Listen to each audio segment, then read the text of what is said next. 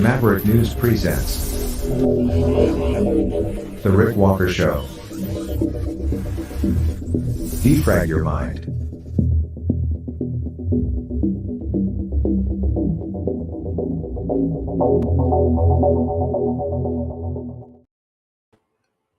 Hello, everybody. I'm back.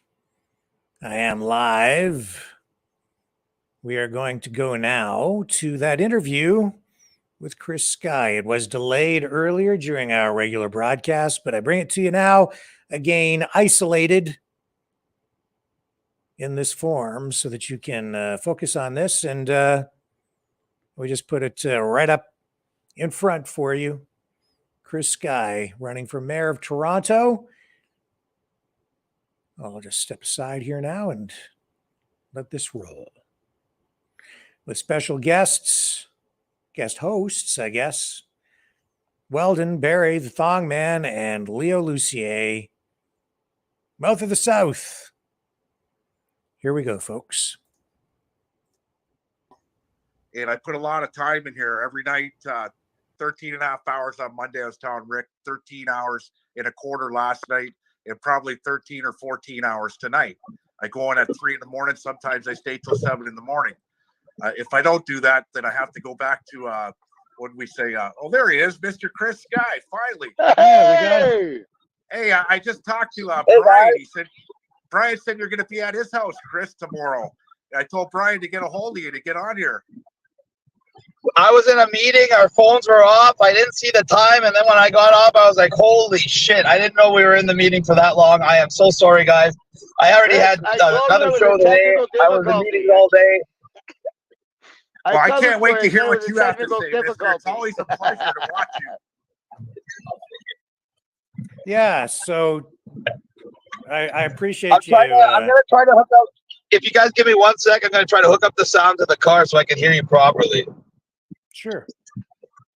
So you will be in Windsor tomorrow, I heard, eh? But it's private, I heard. How did you know about that? It's supposed to be a secret. I'm the mouth of the South, the man without a plan, the master of all disasters, brother. I know everything. Apparently, Jesus. I was going to come and meet you again for the 10th time. Well, I'm going to be there. I'm going to be coming there tomorrow. Sorry, guys. I'm just trying to get this sound proper. If you give me 1 second.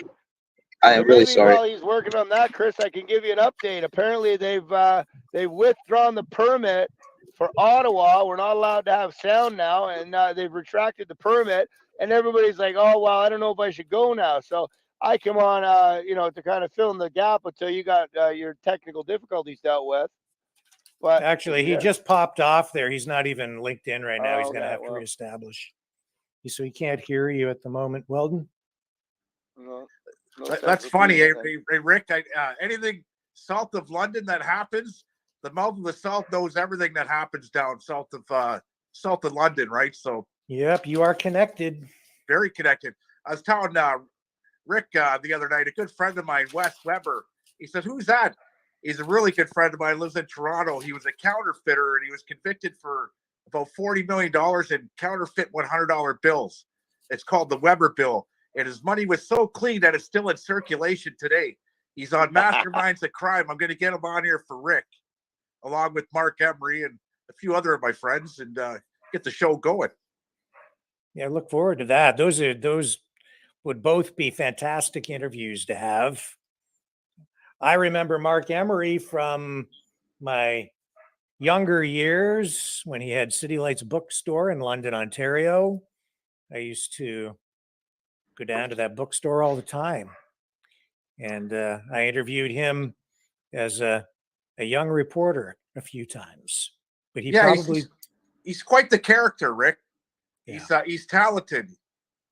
He's smart. He's articulate, just like Wes Weber. When you get to meet Wes Weber, I've sat in meetings, business meetings with Wes Weber, and people said, "Is that your lawyer?" I said, "No. He's just here to guide me because he's a businessman and he knows what time of day it is, right? When you're dealing with City Hall, you're dealing with politicians. Okay, the guy's been around town, right? So, and the remarkable thing about his story, once he tells you the story, you can watch it as he's on Masterminds of Crime. It's called the Weber. I think it's called the Weber Bill. YouTube. But he was on the show Masterminds of Crime, right? And in that segment, I think he only got about 6 months in jail at the end of it, right? For $40 million Canadian counterfeit currency that's still in circulation today, which is pretty remarkable. So talk about a license to print. There he is. He's back. I switched devices, guys, because I couldn't hear anything. I couldn't get it to come through the car's Bluetooth. We're on the move right now. I'm on my way to Niagara Falls. I have another meeting and another show at 8 o'clock. So my day is literally by the friggin' second. And my campaign team's not even here yet. And our campaign's not even officially underway. But I've never been so busy in my life. I've never slept so little in my life. But I've never been more excited in my life because we got an opportunity right now for something very, very powerful, very important. I'm going to get a bigger platform than I ever have before. And when I win as mayor, I'm going to be put in a position where I can help a lot more people than I ever even imagined. And I can put more hurt on the people that are doing this agenda to us than I could ever have imagined. So I've never been more fired up. And they're going to try to come at me with everything they got. They've been trying. They had elections. Toronto threatened me. They had Pierre Poilievre and his lawyers, Goodman's Law, threaten me. They had the RCMP arrest me and my wife 5 days ago. They banned me from Edmonton Airport to try to stop me from flying here. They had Airbnb block my account so I couldn't rent the house I needed for my campaign team. They had the Old Mill cancel my friggin' April 16th event, making me get another venue. And you're the reason why they're trying to cancel Ottawa this weekend. They took the permit back. I don't know if you've heard that yet. I did hear that. It's all your fault, you criminal. It is my fault, and I think the reason they did that is so people like me and you, if we go down there, they can try to say that we're inciting an insurrection because now we don't have a permit, and then they can either make me look really bad for my political campaign, or B, even arrest me. Because since I just got off my big charges yesterday, if everybody knows about that, assault with deadly weapon on police officers, threatening to kill all the premiers in Canada, and dangerous operation of a motor vehicle to boot. They wanted to throw me in jail for years. They were dragging my... Of course, and they dragged my name through the mud for the last 2 years. I wasn't able to drive. They took my gun license, all my guns. They took my driver's license. And even after I was found completely not guilty yesterday, I still had all the same conditions.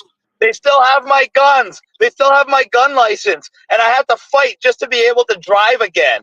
And now, even though I was found not guilty in court, I have to go and do a special hearing just to get my own property back and to be able to get a PAL again. This is after being found completely not guilty. This is after being arrested 26 times. This is after beating 60 plus charges in 4 or 5 different provinces. It's ridiculous. And they're targeting me. But we're free, Chris. Remember that. We're free, right? It's all good. If people think we're free when they can do this to me, they can do this to anybody. And they're going to do it to anybody who stands up. And if you don't think that's true, well, you saw what happened with the trucker convoy. How many business licenses got pulled? How many people's bank accounts got frozen? How many people got trampled or beat up by paid thugs? The government will do whatever it has to do to continue itself. That's its number one priority. Continuity of government at your expense if you're in the way. By the way, so just before you came on, Chris, I was telling everybody because it's all a buzz on the on social media, and I said, guys, if you're not going to stand up for your rights, you might as well have never gotten involved in this movement in the beginning. Go home, go in your little shelters and stay hidden. Everybody's got to get to Ottawa this weekend. We got to exercise our Bill of Rights, Section 2, A, B, C, and D, and everybody's got to get down there. I'm going to be honest with you guys. I don't think Ottawa's a good idea anymore. I think Ottawa's a setup. And I think Ottawa was a setup from the beginning. Because in order to get a permit, and I told you this on the phone, I told you this, Weldon, I didn't like the idea because he said he's going to get a permit for 3 days. And then he said he's going to sit in as long as it takes after the fact to make sure that Justin Trudeau resigns. That makes no sense. Why would you get a permit? It's an open permit. But you know they're not going to keep renewing it indefinitely. You know they're not going to renew that indefinitely. So he knew, as well as I did, as well as anybody with sense did, that you're going to put all those people in a position that the permit's going to expire, and then the government's going to have the legal authority to come down on them. And it's going to be harder it's going to be harder authority to come down on them because they had a permit, they signed their name to a permit for a specific period of time. If you're going to do a protest like that where you're going to sit in and you're going to try to sit in and outlast the government, you don't ask for a permit, you just do it. The very act of asking for a permit already negated that. And now that they took the permit away, if people like me show up there, they're going to use it against us politically, they're going to use it against us legally, and they're going to use it against the whole movement. And I don't even think it's a good idea to go there now that under those auspices, now that the permit got changed. If people were going to go there for an actual freedom protest, and people were going to go there to talk about stopping 15-minute cities, talk about stopping the personal carbon allowance, talk about stopping digital ID and things like that, it would make sense. To go there now without a permit and say, we're here to try to force Justin Trudeau to resign and try to remove the Liberal government, well, you're just setting yourself up for all kinds of problems. Especially now that the permit's been revoked. We don't need a permit. We're legally allowed to protest. That's our Bill of Rights. What do you think of the everybody's going to give up, then just put your flags, go home, and let the government do whatever the hell it wants to do. A protest is one thing. Having a sit-in in Parliament demanding that the Prime Minister resign and demanding that the Liberal Party relinquish power is a little bit different. They're going to call that an insurrection. He took foreign influence, Chris. He took foreign influence. We're going this is true. I'm not say that is wrong. I'm not disagreeing with them. I have to say I agree with Chris. Thank you. 100%. Thank you, Rick. What do you think of a nationwide strike like they're doing in France and in Israel? Okay, we're taxed to death. I can hardly even breathe at 70 hours a week working. Okay. A national strike across the board, you cut the head off the serpent, you take the money away from them. If we could arrange that in Canada, I'd be all for it. The problem is Canadians and strikes and organizing millions and millions of them to do it is a lot easier said than done because Canadians are still apathetic. Our biggest strength is about 6 months to make it hurt them. You got to do it for a long time to hurt them. They got billions. And that's the problem. In places like France, where they have culture and they have history, the people are tightly knit. They can do that, and that's why you're seeing protests in the millions and millions of people, and that's why you're seeing those protests carry on. But in Canada, those kind of protests over a strike, most Canadians still believe in their federal government. The biggest strength we have right now is the fact that our movement used to be just the anti-maskers, just the anti-vaxxers, just the so-called conspiracy theorists. Now, we have a very large portion of the population that took that vaccine and either got vaccine injured or realized they took it for absolutely no reason except they got coerced by the government. So now we're at a point in time. Experimental vaccines. Yes, we know that. And now we're at a point in time where there's lower amount of trust in the government, the media, and the medical establishment than ever before. That is why I took the opportunity to try to run for mayor, because I believe that the people are ready for real change. The people are ready for someone with integrity. The people are ready for someone with transparency. The people are ready for someone that they can contact. Just like you could contact me, Weldon, anyone can contact me. They know my number. It's 416-400-9994. And I challenge any mayoral candidate or any political candidate anywhere in the world to go and give out their personal phone number to all of their constituents to prove that they are actually representatives of the people, accountable to the people, and reachable by the people. Let's see who does it. I bet I'll be the only one. Can I tell you about the first time I called you a little bit? Go ahead, brother. So I just coughed. I got a phone call. I think I'm gonna have to take 3 months off of work. I got a phone call from an independent news guy, and he called. He wanted to interview me on my opinion of Chris Sky running for mayor. I said, well, anybody who's doing what he's doing, you got to give him an applause. And he wanted, well, what do you think of personally? And I said, well, there's so much gossip out there. I said, you got to go straight to the horse's mouth. I've heard so many stories where they say the same thing about me. We got to stop the hating and start the love. Let's get the facts straight. And he goes, well, get the facts straight. Give Chris a call. And I said, well, I don't have his number. So he gave me his number, and I called him up. Were you at West End when I called you? I was still in Edmonton. So what was it? Must have been like 7 in the morning because I called. I know it was like 9 or something in the morning. It must. I didn't know if I woke him up, but as soon as I heard his voice, I went, "Holy shit, this is Chris Sky." And he goes, "Well, who the fuck did you think it would be? You called me." And right away, I love the guy. We talked. You know, this is our future mayor. He didn't know me from a hole in the ground. I called him up. He talked to me for an hour. We talked about everything. We talked about everything we've been through. And we, you know, and he told me call him anytime. And you know, he calls me up. I call him up. This is not just a politician. He's not a politician. He's one of us, and everybody needs to vote for him. He's our truest hope right now. Toronto is a hot spot for politics. And guys, well, Tom, we need donations. Okay, go ahead, Chris. Back to you, Tom. Send some money in. You want to get our government back on track. And Well, if you don't mind, Weldon, I'd like to maybe ask a couple of questions. Please do. I like to answer questions. That's my favorite thing to do. Yeah. You're not listed, by the mainstream media as a candidate yet. Is that because you're dealing with a residency issue? I think you said that you're not officially able to you're not. It's April 1st or something. April 3rd is when everybody is eligible to be a candidate, and I have a property in Toronto. Everybody's lying and trying to pretend like I don't, and it's a rumor going around, just like the rumor that I was vaccinated, just like the rumor that my teeth are fake, just like the rumor that anything they say about me. It's all bullshit. I have a property. I have a property in Toronto. I'm going to be using to register. I am going to have the nominations that I need, the 25. There's nothing they can do to stop me from registering as a candidate. The only reason the mainstream media is not listing me as a candidate is because they're absolutely terrified of me, because I'm the only one that represents actual change. I'm the only one that will stop the 15-minute city agenda. I'm the only one that will stop the carbon allowance, the digital ID, the digital currency. All the rest of these cronies are exactly that. They're politicians. How many of them? What did they do in the last 3 years? I was fighting for everybody. I was getting arrested for everybody. I was fighting these very politicians that what did they do in the last 3 years?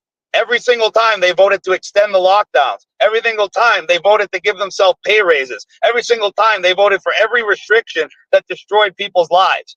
Well, I was fighting these people tooth and nail. They were doing everything in their power to make your lives a living hell. And now they want to take control of Toronto and bring you to the next level of tyranny. And I'm the only one that's there to stop them. So some of those issues like the personal carbon credit, the digital ID, those are things that are coming down more from the federal and provincial levels, are they not? So how would you as the mayor tackle those kinds of issues? The 15-minute cities is all within the municipal budget. I would make sure there's no municipal budget for any 15-minute city design. As soon as I see developments that are going to take away car lanes and add bike and pedestrian lanes, they're going to take away underground parking and remove the minimum parking and replace it with maximum parking, those are not going to get funded. It's that simple. And we're not going to let it happen. And there's lots of ways. And there's lots of ways we can stop digital ID in municipal levels. We can pass bylaws under the Strong Mayors Act that forbid Toronto businesses from using digital ID, even if they put it in at the federal level. So, and when they see Toronto standing up and doing things like that, how many other municipalities will put pressure on their elected representatives to do the same and keep their freedom intact? That's what we're going to do. The Strong Mayors Act applies in Toronto and Ottawa, would give you special veto powers. Yes. But a lot of people are concerned that it's maybe too much power, that it becomes sort of dictatorial at a certain point. They still put a clause in there that if 66% of council tries to go votes against your veto, that you can be overturned. So there are still safeguards in place, and I wouldn't be using it in a way like they used it. They use it in a way to impose restrictions on people's lives. They use it in a way to close down businesses. They use it in a way to try to force you to stay home or get fined. I would use it in a way to prevent them from implementing the next phases of their agenda that are going to take away more freedoms and more financial stability from every single person in the country. But you have a pretty woke council there, so you'd be at odds with a lot of them, I would think. Pardon? You have a pretty woke council. I think you'd find yourself at odds with a lot of those councillors. I'm not intimately involved or familiar with Toronto municipal issues, but that I think you're going to be up against a real challenge there. Well, guess what I would do? Any counselor that's going to vote against the will of the people, I'd make them public. I'd hold a press conference. I'd put them before the people. And then we'll see if they still vote the way that they're supposed to vote or the way that their bosses told them to vote. And by their bosses, I mean the people that are paying them behind the scenes. The people that all made them vote for extended restrictions, the people that all voted for their own pay raises. We'll see how it is when they're actually accountable to the people. And we're going to see how many counselors actually stick around when we start going and when we start going into the corruption in the Toronto government. Because when I called and when I go online and I try to ask them, hey, can you give me a breakdown of where the $16.11 billion budget goes by department? They said, absolutely not. How can you only have so many departments within the government. You have $16 billion budget. So technically, it shouldn't be too hard to figure out how many billion or hundreds of millions went to each department that should add up to 16.1 billion. But for some reason, that's a secret. You know what that means? That means they're stealing billions of dollars every year. Billions of dollars that could be put back into communities. And at the same time, they're creating the crises. The number one crisis in Toronto, besides the cost of living crisis, is the housing crisis, which is part and party of the cost of living crisis. And I've been a developer for 20 plus years. And one of the hardest things to do in Toronto is get permits. And the red tape and bureaucracy involved costs you months and months of delays. Those months of delays cost millions of dollars in interest payments and salaries for these giant corporations. And it slows down how much product can actually be developed and built.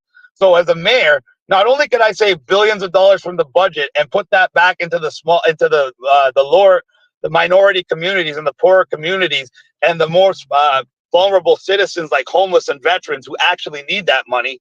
Well, then I could do things like lower the time it takes for permits for developers and builders to be able to actually build faster and more efficiently and increase the overall production in the city, which would help stabilize housing prices and actually stabilize the so-called housing crisis altogether. But they don't want to do that because they like having crises. Because when they have crises and they have emergencies, it gives them the opportunity to steal more money and it gives them the opportunity to take more power. And every single time, the people lose. So you're looking already at a budget crisis there. And in fact, I think the acting mayor today addressed this in some sort of a news conference. You have almost, I think, $900 million shortfall that they're hoping will be filled in with some transfer payments that seem murky and may not actually arrive. So how would you deal with that immediate crisis? I gotta go, guys. I gotta go. Sorry. I just want to quickly say about the 15-minute cities, guys. If you don't believe that, go and look at any subdivision that's been built in the last 30 years. There's one entrance in and one entrance out. Chris, I love you. I hope the hell I see you Saturday. If not, I hope to see you guys soon. Leo, nice to see you. Rick, always a pleasure. I got to go, my friends. Peace and love. Thanks. See you, Weldon. Take care, my friend. See you, Weldon. Rick, to answer your question, the very first thing I would do as mayor is go through the federal budget with a forensic accounting team and try to save every dollar I can. And I guarantee we wouldn't save 900 million. We'd save a couple billion. So I'd be able to get rid of that budget shortfall like that and still have a shit ton of money left over for social programs and to reinvest in the city and reinvest in the people. That would be the very first thing I tackle. Because when they tell you they're going to get a $900 million federal money, what does that mean?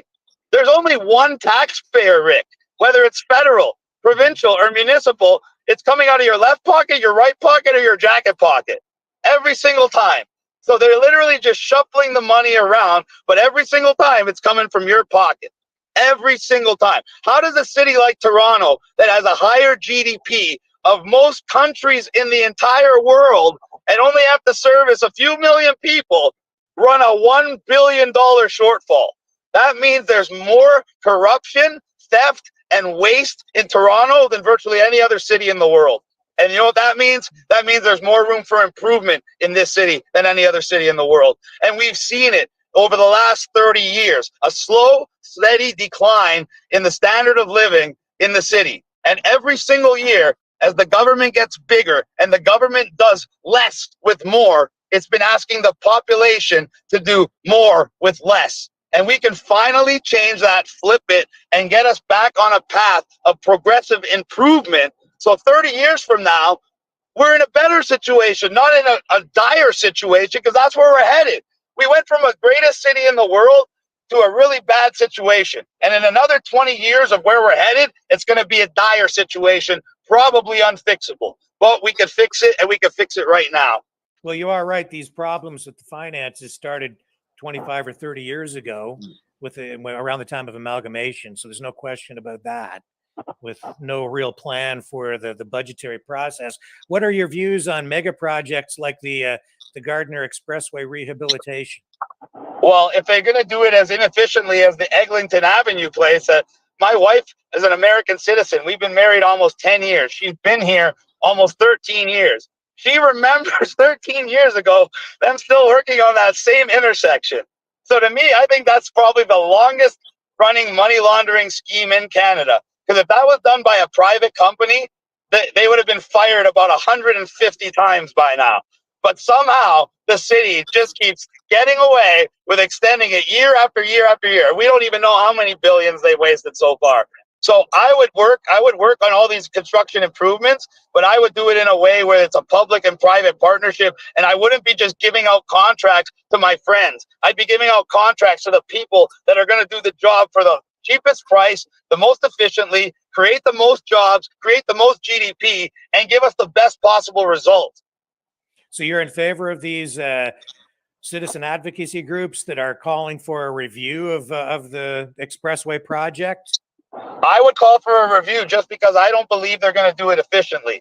And I would call for a review budgetary wise, not because I don't believe in the project, but I believe the way they're going to do the project, they're going to waste a lot of money. They're going to steal a lot of money. So I'd want to do the project, but I'd want to have the reins, and I'd want to keep everybody on a very, very short leash. And we would do massive analysis to see what we believe it would cost in the private sector and get multiple companies to price it out, just like we would in the private sector.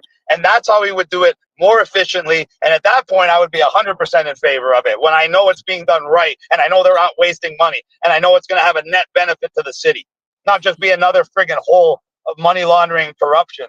Yesterday, the Premier, Doug Ford, said that people should not vote for any mayoral candidates that would cut funding to Toronto police. What's your position on that? I agree. I hate to say it, but I agree with Doug Ford.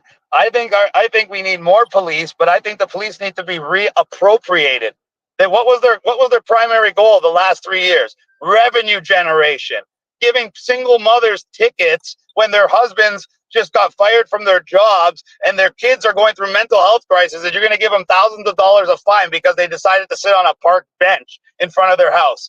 That kind of garbage has to stop. And if we reappropriated the police and we gave them new directives to actually serve and protect the public, rather than think of each citizen as a cash cow they can extract funding from, I guarantee you there would be a total change in attitude, and people would start respecting the police again, and the police would start protecting and being more involved in the communities, and these things like the TTC violence would slowly go away. And so our streets would be safer, happier, and I don't believe in cutting the police budget, but once again, I believe in going through it with a fine-tooth comb and finding ways to save money. And so then we could use the same budget they already have to hire new officers and reappropriate those officers for roles that I believe will be far more beneficial to the community. So you would take a seat on the police services board?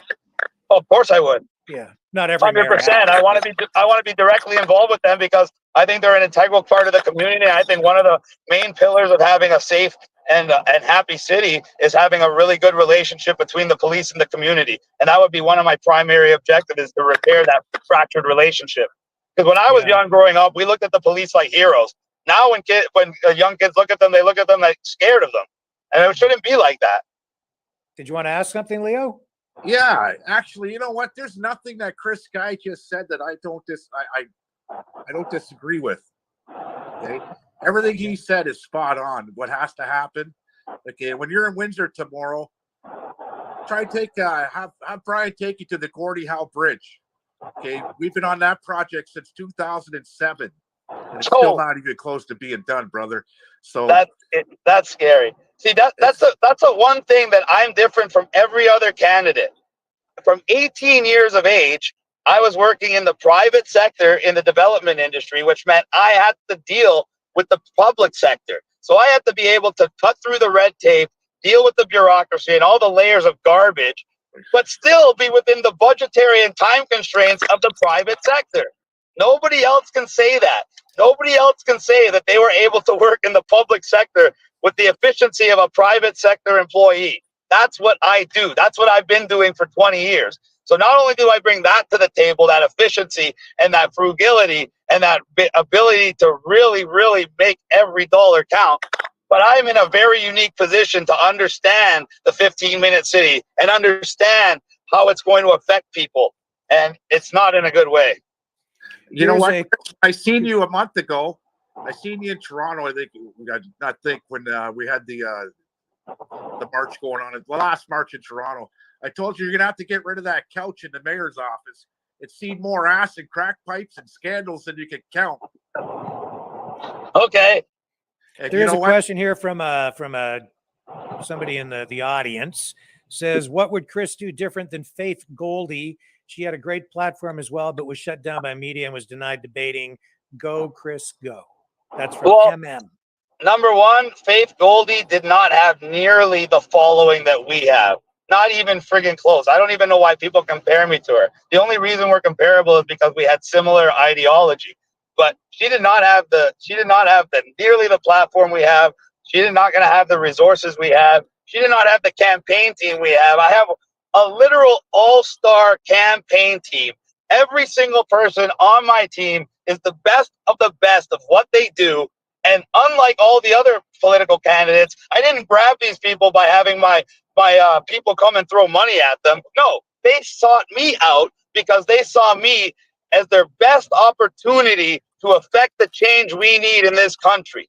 So when you got people with these special skills and you got people with this passion that are actually coming out and volunteering their services, their time, and their skill set, there's nothing stronger than that. And nobody's going to be running a campaign like me. No one rented a house for their entire campaign team to come and live under the same roof. No one's going to be working 20 hours, 22 hours a day. No one's going to be doing multiple shows a day like I do and going to multiple venues a day like I do, because nobody has that drive. No one has the passion. No one has the energy, and nobody's doing it for the right reasons. All these other candidates are there because they see it as a political opportunity. They see it as a job opportunity, a career opportunity, a pay raise, a power grab. To me, it's a sacrifice for my lifestyle, but for the movement and for what we've been trying to accomplish, it's a death blow, because Toronto is like the jugular vein of the World Economic Forum agenda. And if we can stop the 15-minute city agenda there, the carbon allowance, digital ID there, other cities, other provinces will want to follow suit. And that will reverberate not just around Canada, but right down south to the United States. There's going to be a revolution of thought in the United States very soon, and it's happening right now as we speak. Shake it up, Chris. You're gonna shake it to the core, and I love it. You got enthusiasm, you got backbone, you got wit, you're intelligent, you're young, you're vibrant. Okay, and that's what we have to do in politics. Shake it up, man. Shake it up. Wow. Rick, I love your questions, Rick. Keep them coming. Yeah. So how are you going to reach out across the political spectrum to get, enough people to vote for you? Because I think your base of support is pretty much within what people would describe as the freedom movement, but you need to appeal to a broader cross section to win. Although, the vote's going to be split up. There are a lot of candidates, so it's hard to say how things will shake down. No, you know who I appeal to more than anybody, Rick? The non-voter. That's who I appeal to, Rick. And you know how many people voted in the last mayoral election for John Tory? Only 29% of the eligible voters. That means 71% of the people, they weren't liberal, they weren't conservative, they weren't left, they weren't right. They were non-voters because they understood that none of those candidates represented their interests. When I run, why do you think the media doesn't want to mention me? Because they know if they mention me, all those non-voters, which represent 71% of the electorate, are going to come out and they're going to vote, and they're going to vote for me, because I've never voted in my life, but I would vote for me. and so will the other people that think exactly like me. And that is the biggest demographic by far. PDS says, for question for Chris Guy, will Doug Ford grant you powers for you mayor when you win? I don't understand. I guess he's trying to say if Doug Ford's going to try to block me from being able to. He said he wouldn't do that on TV no matter who won. So I don't think he would. He would try. If I do things that are really against people that are close to him, I'm sure he will try to help them out. But it's not like he can really do much. He could try to slow down the rate at what we get our funding from as the premier, but he couldn't really prevent me from running the city the way that I want to or the way that I need to. Yeah, Laro says, is he married and a family man? That's my wife right there, that beautiful, wonderful goddess. That's Jenny, and she's driving right now. We've been married almost 10 years. And we have 8 dogs at home. We run a wolf hybrid sanctuary. So we have about 4 or 5 we rescued and the other ones we bought. But we take wolf hybrids in that other people say they can't handle or they're bad dogs, and we rehabilitate them. So you've kind of jumped around a little bit politically because you had some affiliation with the Republican Party of Canada. Then you sort of had a falling out with Maxime Bernier from the PPC. I think that's been patched up. Correct me if I'm wrong. You've at times told people not to vote. Now you're asking people to vote for you. Can you just explain what your political ideology is, or help me make some sense of where you're at? Of course. With the Republican Party of Canada, I thought it was a great idea when I thought the man that was doing it was a genuine person. He basically passed himself off like a Canadian version of Donald Trump, a multi-billion-dollar banker with the same type of ideology.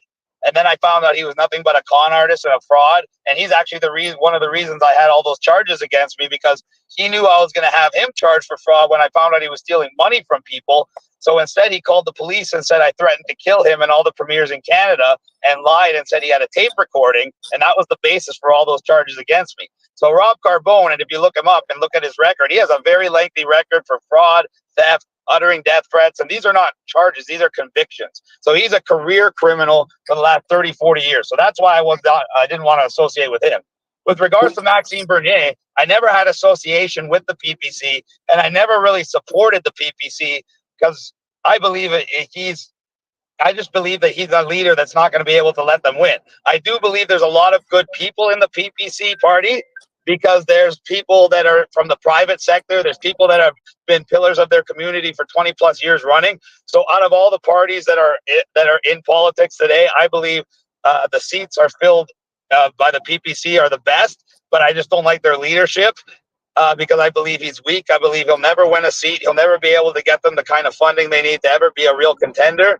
And I think if he was actually serious about the party, he would step aside and let somebody else lead it that actually has more chance to bring the party where he would want it to be and where all the people in the party want it to be. But I was never had a falling out with Max or the PPC party. It was more of a fact that when I was invited to speak at the Supreme Court in July, and it was supposed to be a freedom rally, and I was invited by No More Lockdowns and the PPC party, once I drove the 5 hours. Oh, we froze up there. I'm still here. He'll come back. There he is. He must be going through a cell tower change or something. He said the name Rob Carbone. I'm trying to look it up now. Yep. Yeah. Okay. Yeah, you kind of broke up there, Chris, so we lost you for a moment. We lost your signal for about 60 Where seconds. did you lose? Where did you lose me from? Where you were talking about going to speak at the event. You were invited, yes. And you said you were invited, and then you broke up. Yeah, I was invited to speak just a couple days before the event. I had the emails to prove it. They made a flyer, put my name on it, and they used me to bring a lot of people there. And then when I got there, I was pulled aside by Mark Friesen, who's a member of the Freedom Movement, but also a member of the PPC and a good friend of mine. And he's like, sorry, Chris, we had an internal risk assessment, and we decided it's not in our best interest to allow you to speak. So at that point, I realized they basically used me to bring people there to a so-called freedom event, and then they wanted to hide. So I wasn't having that, and I didn't appreciate that, and I didn't like the way that they tried to do that. I thought it was underhanded, sneaky, but that's what politicians do. And with regards to not voting, I believe that federal elections are pretty much a moot point because we only have a selection of two people. We have Trudeau or we have the Conservative Party candidate. That's it. Nobody else has a mathematical possibility of winning. So it's very easy to rig an election. They don't even have to rig it. They just have to give you a choice of two people that they control and you lose. But at the municipal thing, it's a different story. The municipal politics, especially mayor, is the highest ranking office in the country that has no political affiliation. There's no liberal or conservative or NDP as a mayor. You're just a person. And that allows you not only to bypass and overcome all those points of division that they'll try to use to ostracize a candidate like me, but it allows me the unique opportunity to unite the city. Yeah. So do you have any affiliation with any political group? I mean, I still see this support from within the freedom movement or whatever people want to call it. Some people are now, there's this unity movement, there's the freedom movement, there's this movement, that movement. But you're not really affiliated with any political party at this point. Absolutely not. Yeah. And I do that by choice. Fuck it. I'm moving to Toronto now just to vote for you. So you need to initiate some fundraising. It's going to take a lot of money to. It's actually not going to take me a lot of money. I can tell. I know the math. I've done the math. I had multiple political strategists, multiple analysts look into this for me, and we all came up with the exact same number. And the fact of the matter is, we know the establishment candidates are going to be spending about $1 million a month against us for a total of $3 million plus over the next 3 months. And by our calculations, we're going to need a tiny fraction of the funding in order to have a campaign that outperforms them significantly. And not only does that show what it means for the election, it's just going to show what it's going to mean for our administration of how much more efficient and how much more effective we are. Laro asks, will the Canadian truckers receive a refund if you're elected? If I had the power to do that, if there were companies based out of Toronto and I had the ability to reverse their business license cancellations, I would do that. But some companies were in other provinces, some companies were in other, so there's some things I would have absolutely no power over. But for people that did have it, I would help. And if anybody in Toronto still had their bank accounts frozen, they'd be unfrozen, because I think that is absolutely ludicrous. And it's something out of Stalin's Russia or Nazi Germany, and that has no place in Canada for no reason whatsoever, especially for people standing up for freedom. And so I disagree with you, Rick. My support's not just in the freedom movement. Yeah. My support is a lot vaster than that. Sure. I got people all day long, people that wear masks, people that took the jab, coming up to me everywhere I go. When I went to the gym yesterday, I had to take pictures with at least 50 different people, young women to old men and everything in between. Why? Because they believe in everything I stand for. So even the people that took the jabs, even the people that wear the masks appreciate me. Even the people on the far left that hate me. You can talk to a lot of people that do not like me, but they will still agree that I would make a great mayor because they love the idea of having a strong warrior as their dog in the fight. And they know that I might tell them something they don't want to hear, but I would never lie to them and I'd never stab them in the back. So my support base is a lot further and a lot wider than people realize. And if I was wrong about that, the media would happily put me in there. But they don't, because they know the moment people recognize me, the moment people hear me speak, they're going to understand and resonate with what I say. I think your support base also comes from people that have been fucked over by this government, and that's a lot of people. Exactly. A lot more people than you think. How many people lost their jobs for one reason or the other? How many people had their businesses closed down, even though they took a vaccine and wore a mask? The government disenfranchised millions and millions and millions of Canadians. And the biggest thing is they lost the trust. Canadians were the most trusting people on planet Earth. They trusted the government. They trusted the media. They trusted their doctors. Now they don't trust any of them. Before the freedom movement, Chris, came along, okay, I'm a owner of the marijuana business in 2018 that opened the day that they legalized. 21 days later, I was ejected from the property I was on. They put their locks on. Okay, kicked us out. I was stuck to pay 5-year lease at $13,000 a year. Okay, luckily I had it, paid it, whatever, right? And I'm still through the courts right now on something that was legal called cannabis. Okay, and we've been fighting for these rights just for the cannabis activism my whole life. I got 33 now, I think, charges for cannabis. Okay, it spent a couple of years in prison. 27 years of my life's been on probation, parole, or bail, some sort of condition. This is not free, okay? And I'm still on bail as we speak right now. That's why I know where you're headed. I'm not going to tell anybody where you're headed tomorrow, but I'm not allowed in that place. Okay, I'm banned.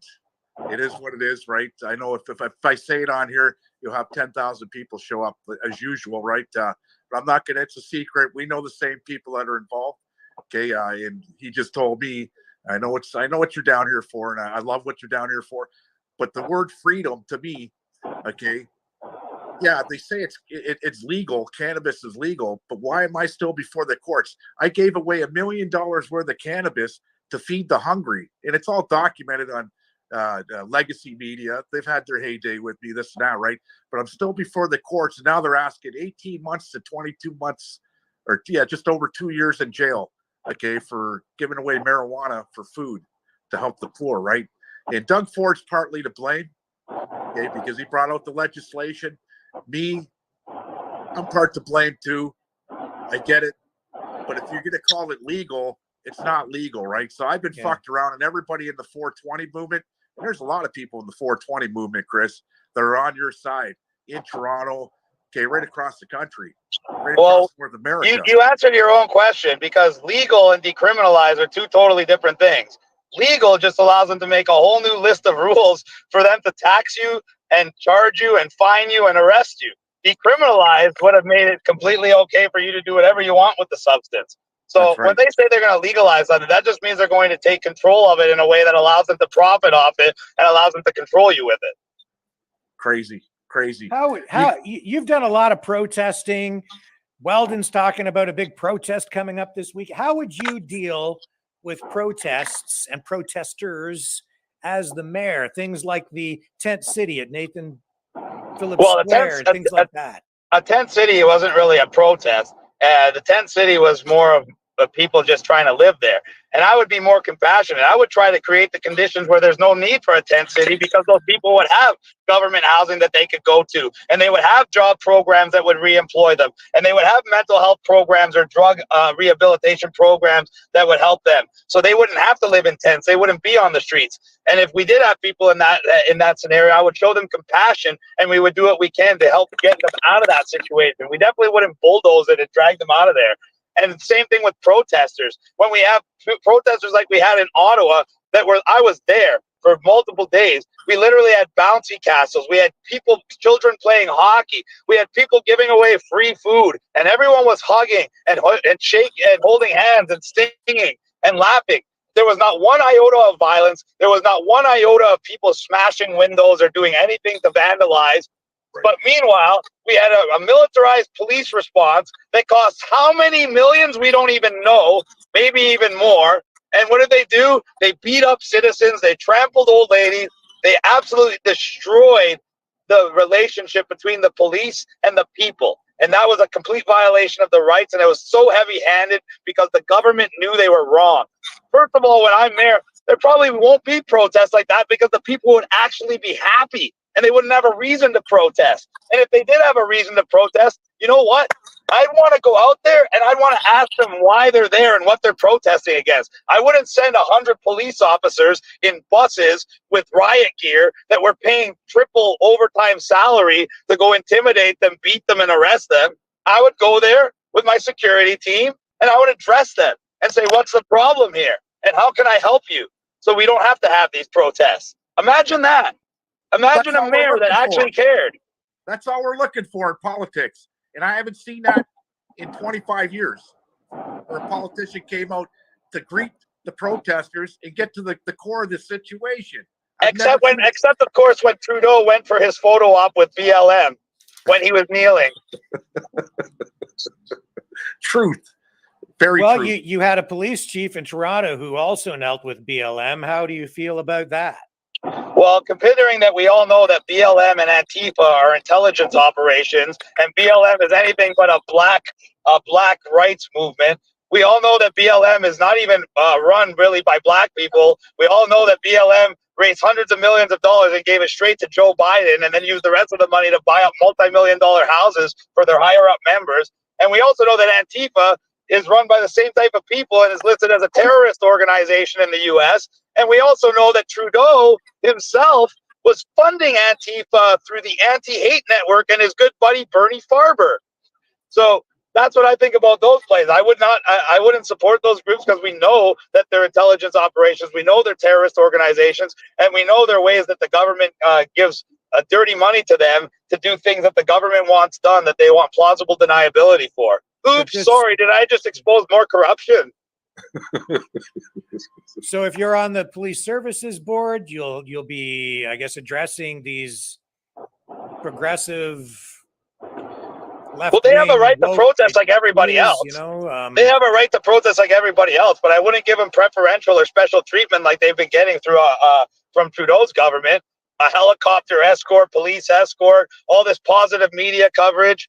No, they would just get the protest like everybody else. I wouldn't make a spectacle of it because they probably wouldn't be protesting, because every time those people are protesting, it's for another agenda. Well, I'm kind of referring to what you're going to do in those meetings, because I've listened to police services board meetings out of Toronto, and they, you know, they're all in on systemic racism as a big issue that they're dealing with through programs and so on. So what is your view on that?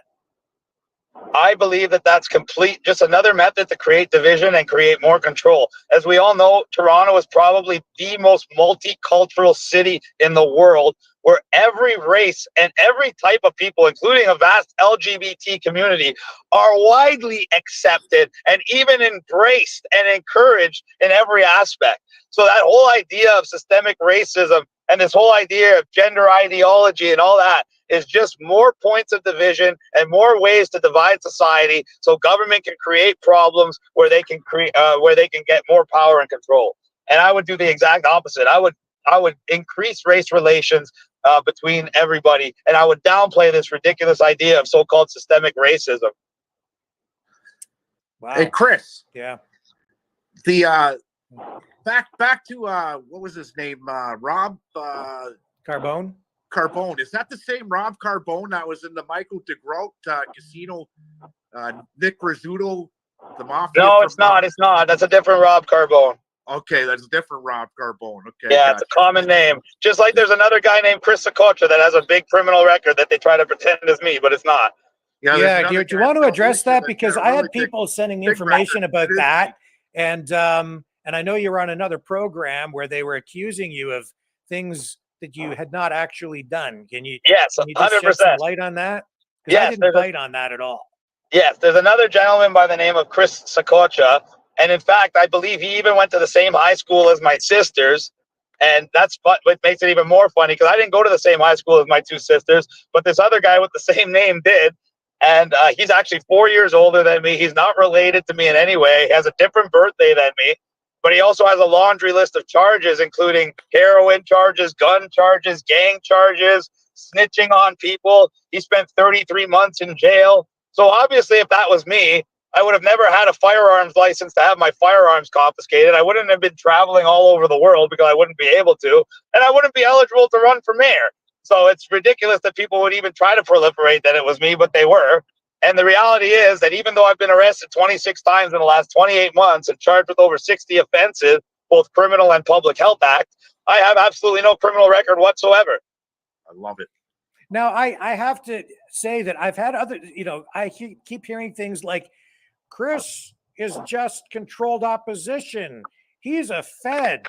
That's why they arrest him, and he still gets to travel to other countries. Do you want to address those kinds of allegations? Well, first of all, if I was a Fed and they weren't worried about me, they wouldn't be banning me from airports, trying to stop me from flying here. They wouldn't be arresting me in the airport.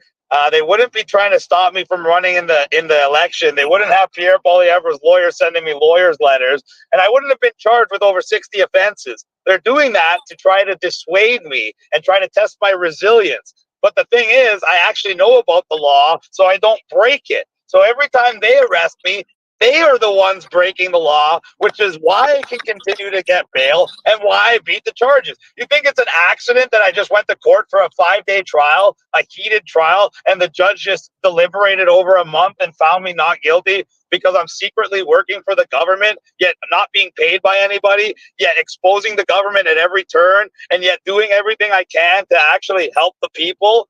It's absolutely ridiculous.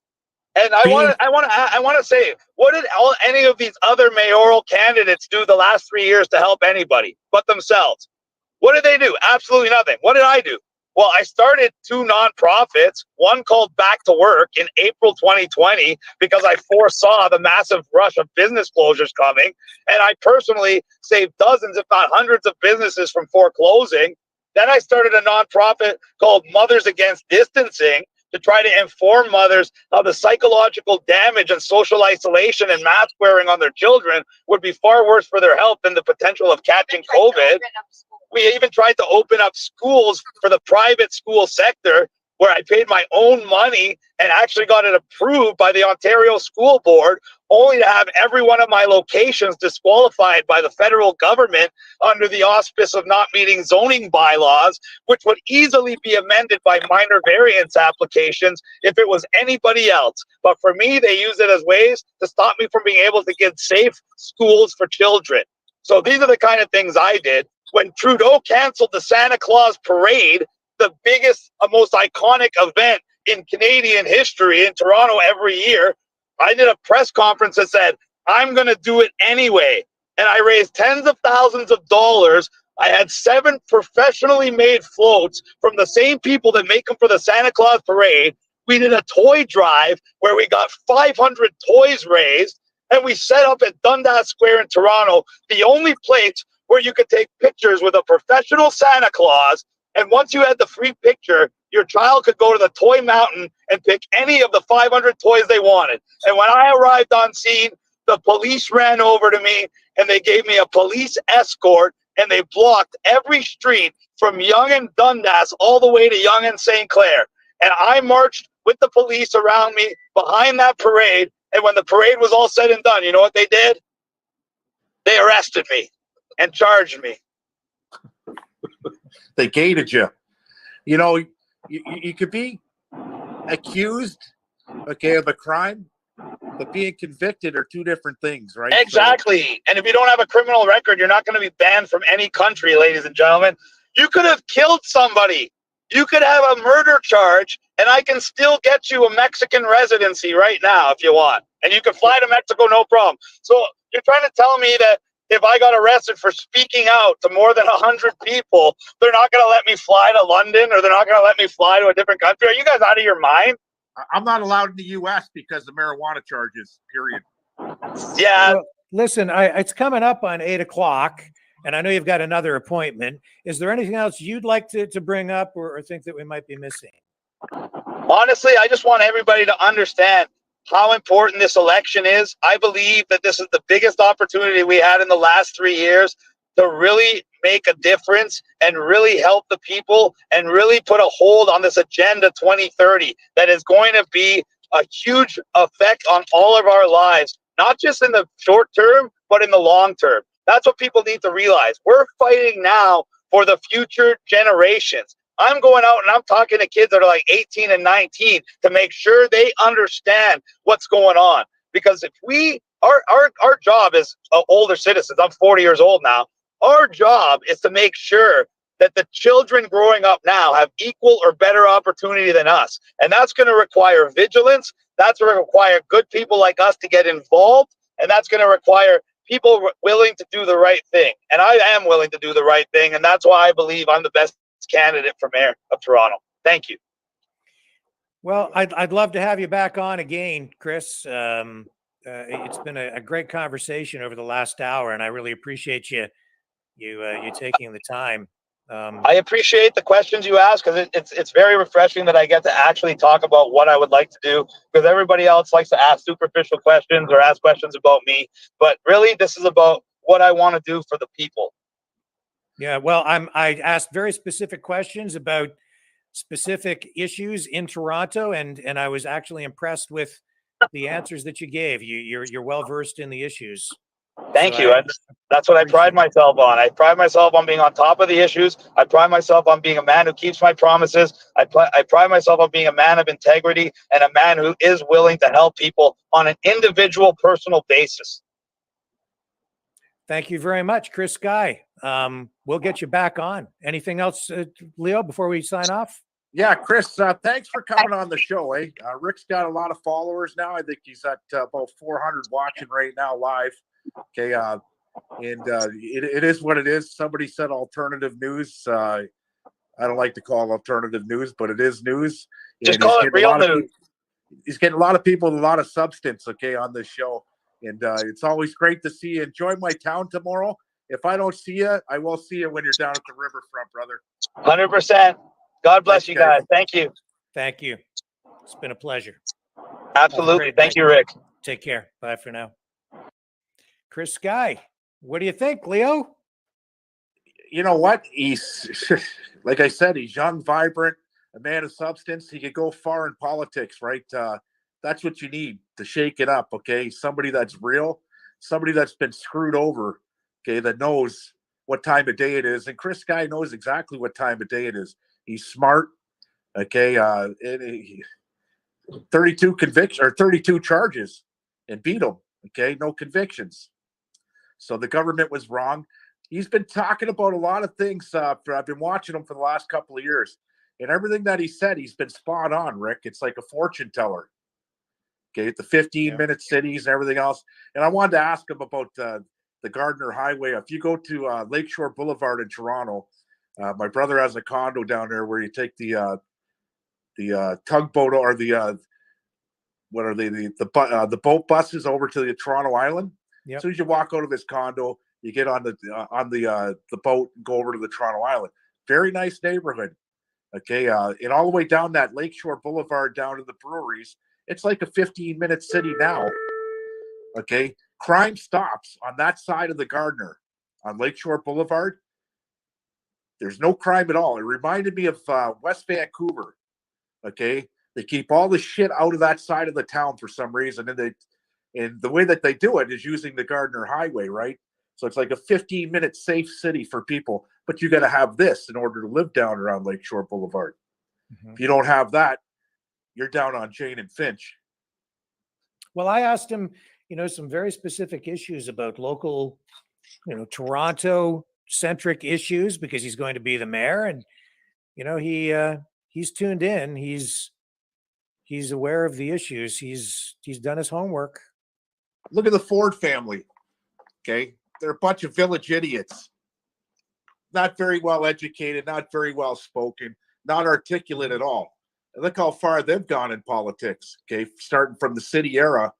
Okay. Not only Rob Ford becoming the mayor, okay, of Toronto, and getting caught in a scandal with the crack and the hookers and everything else that he was doing. And a lot of people respected him at the end of the day, even after all that. Okay. Now, I don't trust crackheads, period, because, when they'll go as far as to give oral sex for their next high, okay, and you're running the city of Toronto, you're going to allocate money from the taxpayers in order to get high. Okay, plain and simple. I don't trust crackheads, crack dealers, meth heads, any of that, heroin heads, fentanyl heads. Okay, I just don't, because they will stab you in the back at the end of the day, right? But that mayor seat, there's no scandal with Chris Guy. There's none. John Tory, I'd like to see at the end of the day really why he had to leave the office. Was it for sexual relationships with his intern, or was it with a little boy? Or there's always something at the end of the day, and I don't think it was over sexual interference going on with his intern. Okay, because if I had a sexual relationship with somebody and I was sitting at the mayor's job, I'd tell my wife about it and ask for forgiveness. Either forgive me or divorce me. Simple. Okay, that's my job. That's my livelihood. It don't matter what you do, right? So, like I told him the last time, get rid of that couch that's in the mayor's seat because it stinks. Okay, there's a lot of sex and a lot of drugs that have been on that couch in the mayor's seat, and that should be the first thing he dumps as soon as he gets in there. But he does have a following, like I said, huge following. Anybody that's ever been struck by the government at all levels, from municipal, provincial to federal. Okay, here's a guy here with some substance. He's been screwed over and he beat the system, and I love it. I really do. They have. Let me just see how many candidates. I'll bring it up on the screen here so people can see. They already have quite a few listed. Of course, they did not include him in this Toronto Star listing. Anna Bio, Bradford, Chloe Brown, Olivia Chow, NDP, MP, former. Yeah, Rob Davis, Anthony That's Jack Fury. Layton's ex-wife, right? Olivia Chow. Yes, that's right. That's right. So Stephen Holiday. The NDP party, the only guy that I thought could have been a really good prime minister, that's his wife. Is she running in the? She was running in the Spadina area, wasn't she? In that ward. Yeah, she's a former Metro and Toronto City Councillor, former NDP Member of Parliament. She's currently Executive Director of the Institute for Change Leaders, which she founded in 2016, originally from Hong Kong. Chow was a councillor for 14 years, championing progressive causes, including subsidized childcare and co-op housing, with her late husband and council colleague Jack Layton. She ran in the 2014 Toronto mayoral race, finishing third behind John Tory and Doug Ford, and then Doug Ford went on to become premier. Well, you know what you're getting with Olivia Chow anyways. At the end of the day, you're getting NDP. Because once NDP and her husband was a leader, you're not taking that out of her blood. So you're getting NDP, which she is also, if you're NDP, you're also a liberal by the looks of it, right? Yeah, 100%. That's what you're getting with Chow.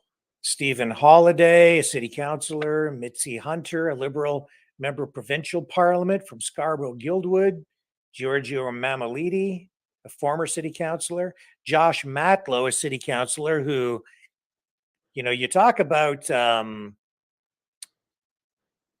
Tory and his affair with that staffer, actually is what it is, not an intern, but Josh Matlow being held accountable for just tweeting out some criticism of municipal employees and then being recommended for a 10-day pay dock by the Integrity Commissioner.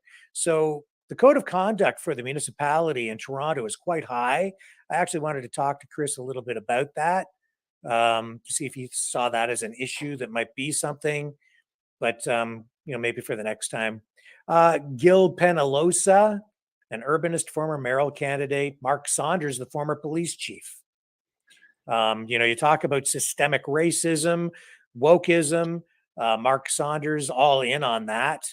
I've listened to a number of police services board meetings where he has spoken. I've listened to interviews. Chris Sky, I see his position on systemic racism. I think he'll find himself at odds with just about everybody else on that board. And is Mel Lashman's son on there? Remember Mel Lashman? Oh, I remember Mel. Yeah. Nobody. Who else do we have? Mike Layton. Mayor I really liked, Rick. Yeah, Mike Layton, former city councillor, son of Jack Layton. Oh, really? So mom, that's not, obviously he's not half Asian, so it can't be the genetic mother, Olivia Chow. Yeah, he's the stepson of Olivia Chow. Yeah. So they're trying to double down on it, right? Get the whole family running. I guess so. Cut your odds. Yeah, I find that a little odd, actually, that they would run against each other, but politics makes not only strange bedfellows, but adversaries as well, I guess. Jennifer Keys, Matt, former chief city planner. Joe Cressy, former city councillor. Jennifer McElvey, deputy mayor right now. She's actually filling in the void left by John Tory's absence at the moment. And Denzel Minan Wong, former city councilor. So those are the other people listed, and they didn't put Chris Sky on the list. And you know why, right? Well, you tell me what your view is. They were probably praying that he would have got a conviction. Okay, because once you would have been convicted, then you're a criminal. You're not running. You're out of the game. So why even try? But he just beat the 32 charges, right? So he's not convicted. He's as law-abiding as Rick Walker. Okay, so they got to respect that. And Chris Sky, okay, I never heard of any of those clowns on there, but Olivia Chow. Okay, the only one I've heard of before is Olivia Chow. And that was because of who her husband was, her late husband. Okay, Chris Sky is much bigger than all those guys. Social media is going to do the trick for Chris Sky. Social media is 10 times bigger than mainstream media. People stopped listening to mainstream media. You know, what do they call it? A rag? The Toronto Sun, Toronto Star, they're rags. Yeah, they're rags, yeah. Who reads the rags anymore? I don't. Even I got good friends that are reporters, okay? This is funny. My ex-girlfriend, Rick, I put her through journalism school, and she wound up reporting in the Vancouver province paper, right? That's her job. Yeah. And when we were 23 years old, 24 years old, I sold a lot of weed in order to put her through school, right? And she took journalism school, and she's a journalist today, right? So she could thank me later if I ever talk to her again, right? But I see this as, with that number of candidates, I see that helping Chris Sky. They're going to split that vote up, and he's going to have a consolidated base of support, and probably appeal, like he said, to people who otherwise might not vote. He's going to reach across the political spectrum, I think, more than people realize. And because he's colorful, charismatic, and he has that social media power, I think he's a contender. They can't even hit him with the word racist, Rick, and I'll tell you why. Okay, I don't know if you noticed. I've seen his wife before. She's a beautiful woman. Okay, I've talked to her a couple times. She's of Asian descent. Okay. So they can't play the race card with him, and he's been with her for what, 12 years, he said. Okay, so yeah. You know, I didn't realize. I never paid much attention. Yeah. To her ethnicity Right. at all. I've seen her around, never thought much about it. So that just throws out the race card out of the whole race, because they'd go after that. Well, they've already called him a racist. They played that card multiple times. Go look at the interview he did on Rebel News. You familiar with that? What, Rebel News? Never heard of him before. I only listen to Rick Walker News. Yeah, but you've seen what happened there. He left the set, right? You saw that 100%. Yeah. So they've tried to do that. That's politics for you, right? They're going to go down dirty and try and get all your little dirty little secrets.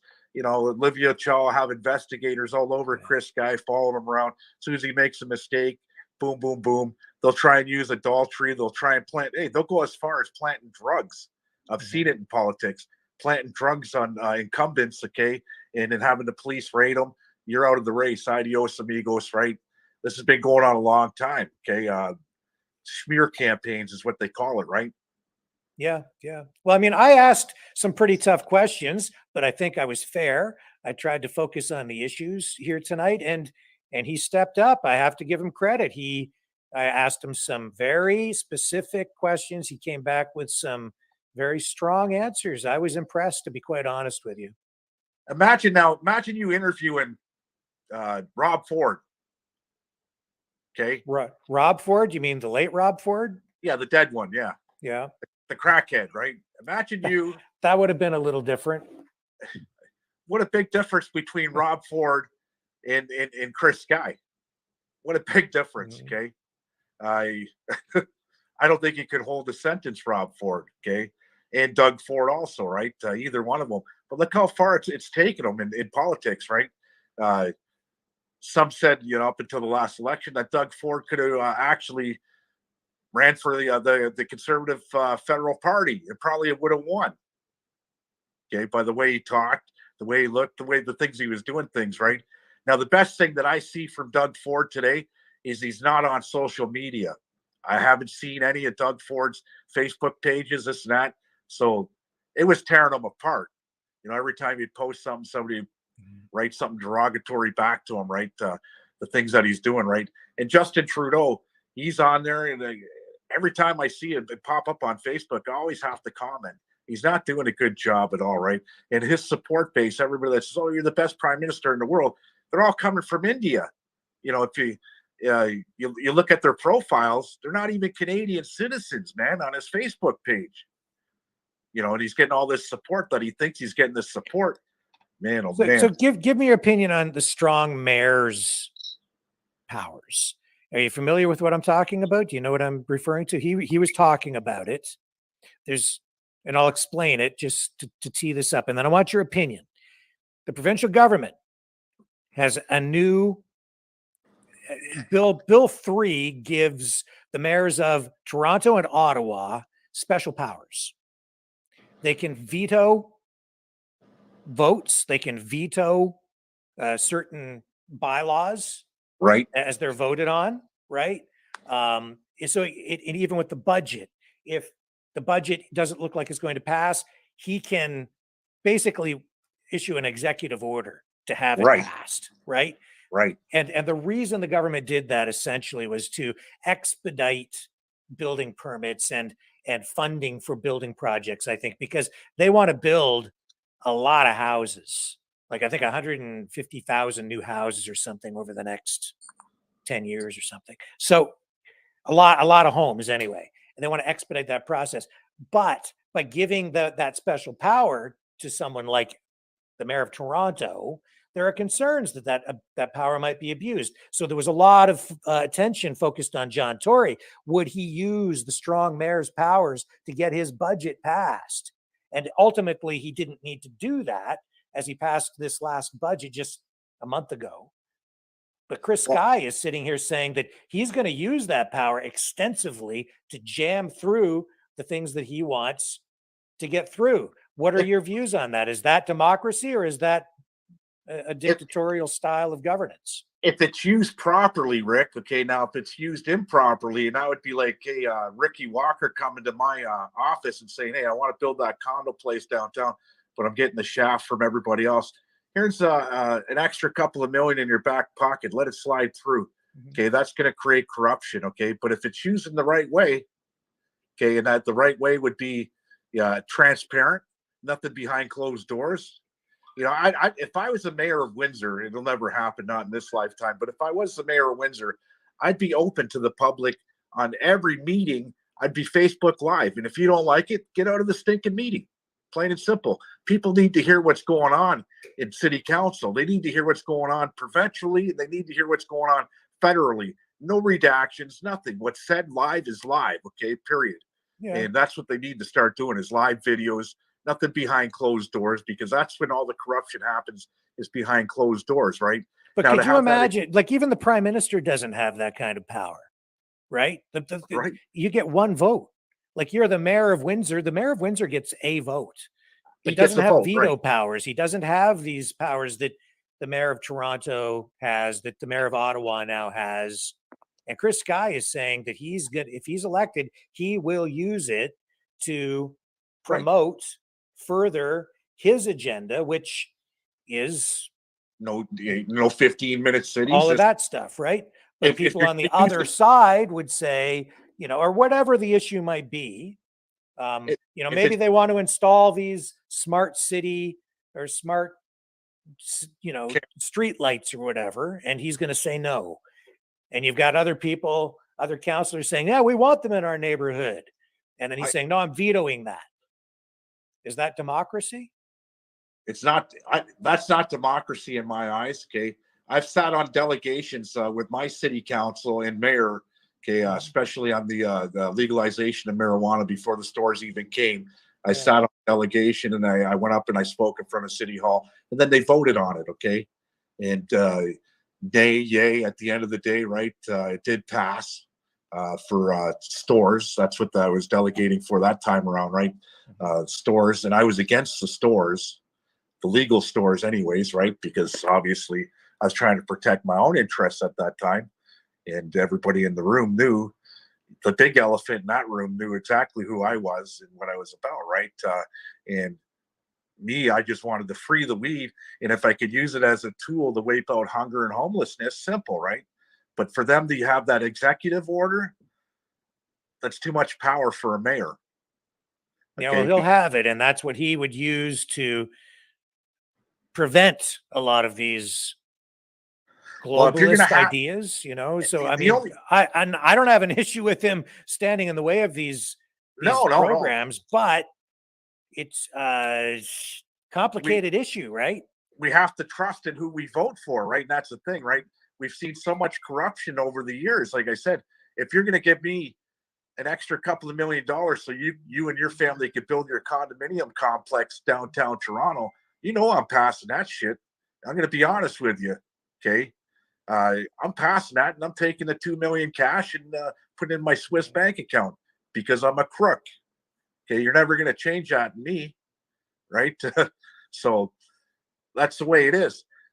Like I said, if you're going to go Facebook Live or YouTube Live every meeting, every second in City Hall, even when you're using these executive meetings, that's a different story, right? But where do they draw the line? You know, there's going to be a lot of backdoor deals going on, Rick, and I'm not about that at all, right? Yeah. I'd like to be as transparent as the glass in my house. That's why I clean it every 5 or 6 years. Well, the Strong Mayors Act, through. you know, that's all new. So we'll have to see how these mayors in Ottawa and Toronto end up using that additional power over time to see if it works or if it doesn't work. And I guess if it's not working, the province can rescind that. But if it is working and it's resulting in positive things, that's a good thing too. I don't know. It's something that they have used in some US cities. I haven't looked at it that closely to see what the track record is like down there, but it's very interesting, you know, and interesting to see how he's looking at that as a solution to some of the really serious big issues facing Canadian society right now, not just Toronto. And it's I've true. never heard of it till you just mentioned it today. Oh yeah. You know, it's kind of a big deal. He's right too, you know, and this is, you know, it's not his fault, Rick. Hey, it's not his fault. Okay, he's running for mayor. Yeah, I mean, it's there. It's there. It's a power that's available to him if he's elected, and he says he will use it in this way. And any mayor coming in can use it in whatever way they decide to use it. It's not. See, it's very much like being a president of a city. Like the president of the United States can write an executive order. It's very much in the same vein as that. Yeah, but it's at the municipal level, and he's quite right when he looks at Toronto as being integral, a trend-setting municipality. You affect change in Toronto, and you're setting off a domino effect that has impact across not just the country, but you know, internationally as well, because Toronto is an international city, and these kinds of globally focused policies do come down in Toronto, and Toronto is an integral part of all of that. I've been saying for a long time, if you want to make change, you get involved at the municipal level, your school board, your city council, run for mayor, you know, get involved at the local level because you can affect more change there than you realize. You don't need to be a member of parliament or a member of provincial parliament. All of those policies trickle down, and the enforcement, the implementation of all of those programs comes down to the local level. And even enforcement comes down to your local police service, which if you're the mayor, you get to sit on the police services board if you choose to. Yeah, I should have told Chris Guy to watch where he gets his money for his campaigns from. You don't want any interference at this time. And it don't have to be Chinese. It could be Russian, could be American, whatever, right? You don't want any interference in your election. Just keep it as clean as possible. That's what he has to do, right? But I've seen stranger things happen. So what do you think? What are his chances? How do you see it shaking down? Well, you know what? I come from a betting town with Caesars Casino only being a mile from my house. And if I was to take a bet on it, he's probably got about a 70% chance, okay, of becoming the mayor. I've seen stranger things happen. He's smart. He's articulate. He's got to get out. He's got to run hard. He's got to knock on a lot of doors. Okay, plain and simple. He's got to get to people. And the word social media is going to be his big thing, because he's more social on social media than any of those clowns in the picture that you showed me of all the people that are running against him, right? I think he's got about a 70% chance, Rick. And that's why his face ain't in that paper in the rag. Yeah, well, you know what? After speaking to him, I've gone from, I don't know, to, yeah, I think that he's probably going to win. Well, hey, I've gone from I don't know to that. With everything that's going on, if you look at the counterparts provincially and federally, and you look what's going on, it's not. It don't take rocket science, okay, for Chris Guy to win it. Okay, he's there for the people. That's the key thing. If you're not there for the people, you know, Chris Guy could say all that he wants, and he talks a great talk. I just hope that he walks a great walk at the end of the day, like his talk, because he's a smooth operator. Yeah. Okay. He's young. He's flamboyant. Okay. He relates to all of it, to everybody. Okay. And that's the key thing. You got to relate to everybody in order to win it. Like, I will say this. I don't think he will achieve all the things that he says that he will do, because he's going to run up against more opposition than anybody can even imagine, because he's going to run against the grain with the majority of the people on the police services board and on council. Both. Imagine how fast his executive order that that blue card he's going to have in his back pocket called the executive order, how fast they take that away from him. Okay. They're going to go, oh, we made a mistake, especially since no 15-minute cities. Guess what? The next, we're going to call it scamdemic. We'll call it cars instead of with the S. I don't want to get you banned. We'll call it cars. And guess what? Here's Chris Guy that's not going to listen to the health minister, because you know what? Why should you? Look where we are today. I'm 53. I mean, just tune old, Rick. Just tune into any of those council meetings. You can also find, the feeds for the police services board meetings. I've listened to them on the radio just driving back from Toronto. Sometimes they're broadcast. That's crazy. And you'll hear that it's diametrically opposed to his position ideologically. Systemic racism, oh yeah, I mean, you don't dare oppose that. You have to acknowledge it as being a serious thing, and then all of the policies now revolve around that at the police in the Toronto Police Service.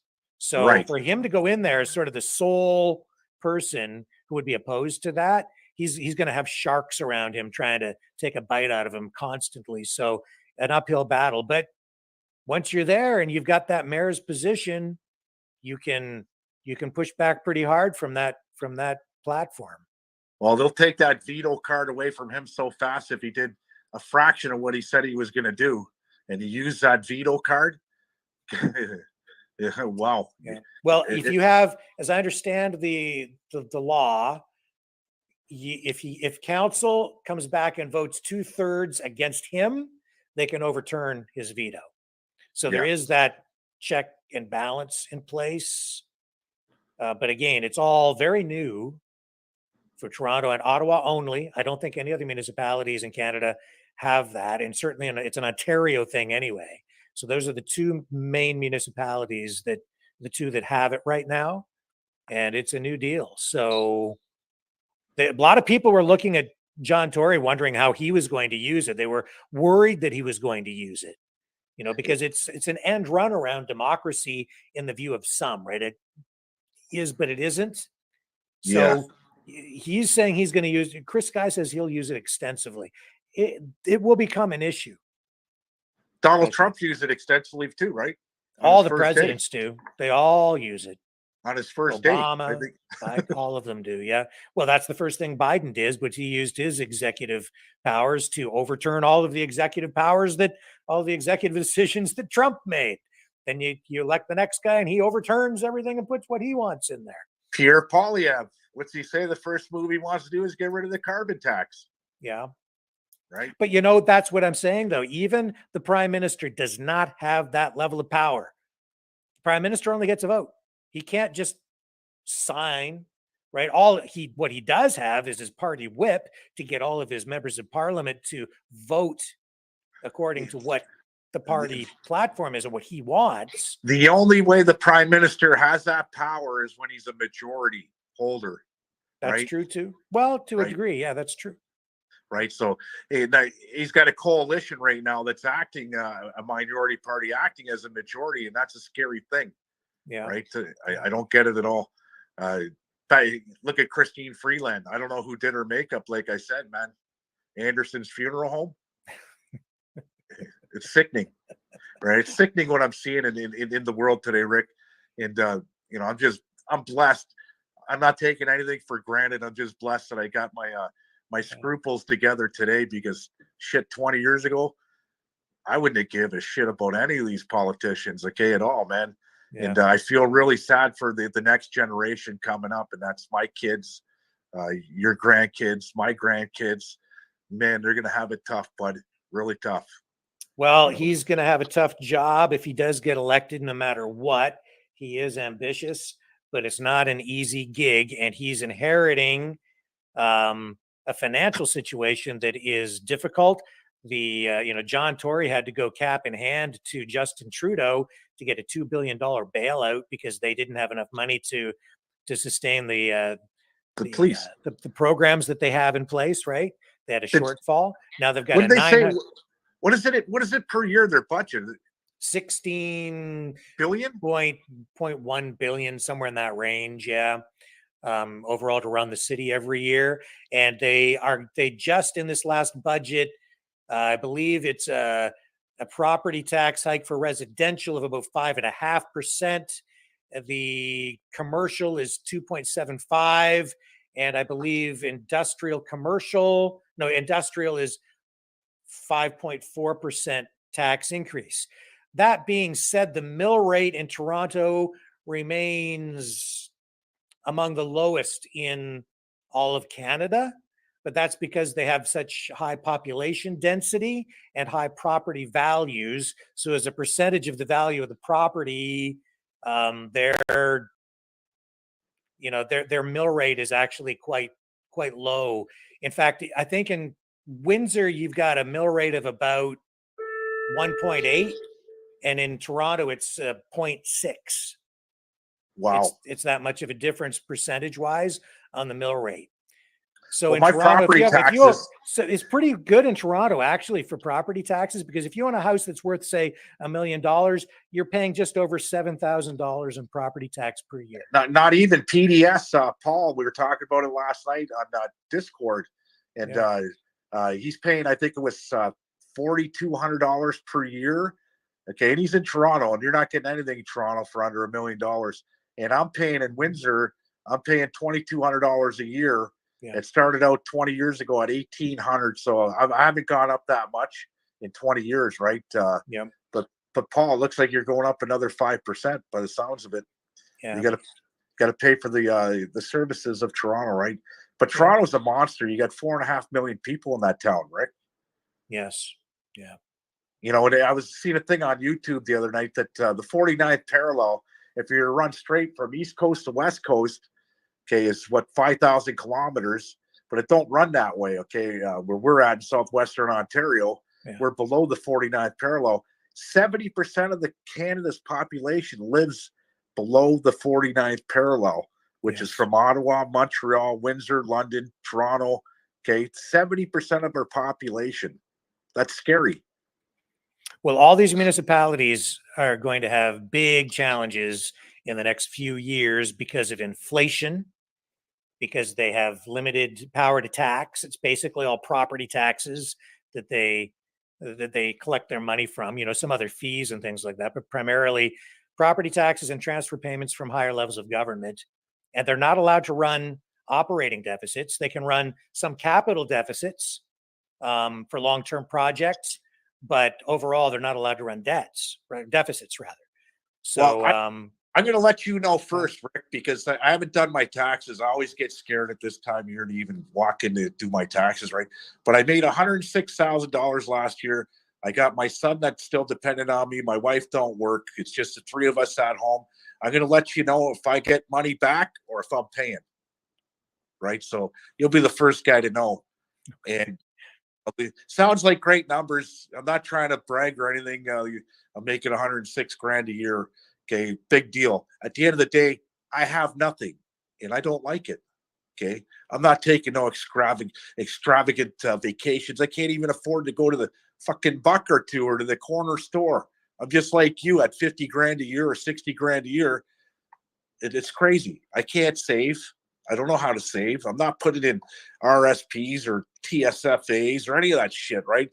Yeah. I'm just trying to live like everybody else, right? And I'm gonna find out what I get back if I get anything back. I highly doubt I'm gonna get anything back. The government really needs that money, right? At the end of the day, it's all about dollars and cents, and we're just a number for the government. We're born with that thing called social insurance number and a birth date, and that's how they track you, and that's how they bill you at the end of the day, right? So, you know, I'd hate to have to see a nationwide strike, but it's going to come because I'm not alone. Anybody below me, man, there's no more middle class, brother. Times they've changed, and the struggle continues. It does, Rick. If my struggle ends like this, since I'm the boss, I still got to go back to work and check out everybody, right? So it is what it is. Thanks. I want to thank everybody. Thanks for having me on the show, Rick. It's funny how Chris Sky was surprised when I knew where he was going to interviewers. But he has nothing to worry about down south here because he's got them all in the south. Like you got some added insulation protection from all the hoodlums, hooligans, what else we right? Because all you got to do is all the mouth. And somebody said, "Yeah, I'm the Pablo Escobar of cannabis down in Windsor." Maybe so. Many people might think so. If you Google my name, you'll read all the articles. My eyes, Pablo was somebody like Robin Hood, right? I don't look up to the guy who's murderous. I'm not. I'm all about peace, love, and happiness. And everybody in the group, okay, I'm going to say some shout outs. We got Cindy, we got Torrid, Divine Intervention, Jordan, Matt, okay, Choosy, man, he's my favorite from Jersey. I just want to know, Choosy from Jersey, are you from 33rd Street in Jersey? Because I got some friends down there from the Luazy, very lazy crime family in Jersey. That's pretty funny. Chicken Lady, we got Eminem, we got them all out there. I want to thank everybody for donating to Rick's show, by the way, too, right? He's get the super chats and everything else that's going on. Keep it coming in because Rick's got a great show, and I don't miss a lick. I don't, Rick. You know, I got a job, look at where I don't have to miss a lick. So once I'm done the Rick Walker show, I get really busy at work. I think I sent you a video of me flipping a 44 or 45 I saw that. walk at 3:30 in the morning, right? 180 degrees with two cranes. And I do it so gracefully that I don't trust anybody else to do it because it's expensive when you break a crane or drop one of those jobs on the floor. Somebody gets killed at the end of the day, right? So I'd rather be in control of it and do it a safe thing, right? But I want to thank everybody, Rick. This is awesome. You'll have me back. Don't worry. Thank you, Leo. It's been great. Good show. Thank you. There you have it. The mouth of the South. Thank you very much. What we're going to do here tonight is I'm going to, well, first of all, say thank you to everybody for hanging in there. And thank you to Chris Sky for joining us on the program tonight. That was a great interview. And thank you to Leo. Thank you to Weldon, Barrie, Thong Man, and thank you to all you guys for joining us here on the program and participating in the chat. It's been a good show. I am going to rebroadcast this. Once we sign off here, I'm going to recycle this and broadcast just the portion with the interview that we just did with Chris Sky. So it'll get rebroadcast again for anybody that wants to come back in. If you missed any of it and you want to participate in the chat room, that will be open for all of you that want to take advantage of that. And I'll set that up probably within 10 or 15 minutes of signing off here tonight. If you'd like to support the channel, you can do so at freedomreporters.com. Let me just bring that up for you here on the screen. Please make sure that you like, share, and subscribe as well. That helps it helps to get us up in the search engine rankings on YouTube. Make sure you hit the notification bell if you do subscribe on YouTube, and please consider subscribing over on Rumble. We are growing over there. We're also over on Twitch, and the rebroadcast goes up as well over on the other social media platforms like Gab and Clouthub and Bitchute, etc. So thank you, everyone. You can donate to the program at maverickdonations.com, or also, that's the, by the way, maverickdonations.com is Give, Send, Go, and this is the PayPal, freedomreporters.com. We certainly appreciate the support. And to those of you who are donating in the chat room tonight with Super Chats, thank you. Thank you, thank you, thank you. It helps cover the expenses here, and it costs more to run this than people realize. I will be back tomorrow, 6 p.m. Eastern Standard Time, and the rebroadcast begins in probably about 10 minutes. So look for the notification, and you'll find us back on YouTube, Rumble, Facebook, Twitter, Twitch with the rebroadcast. Thank you, everyone. Good night.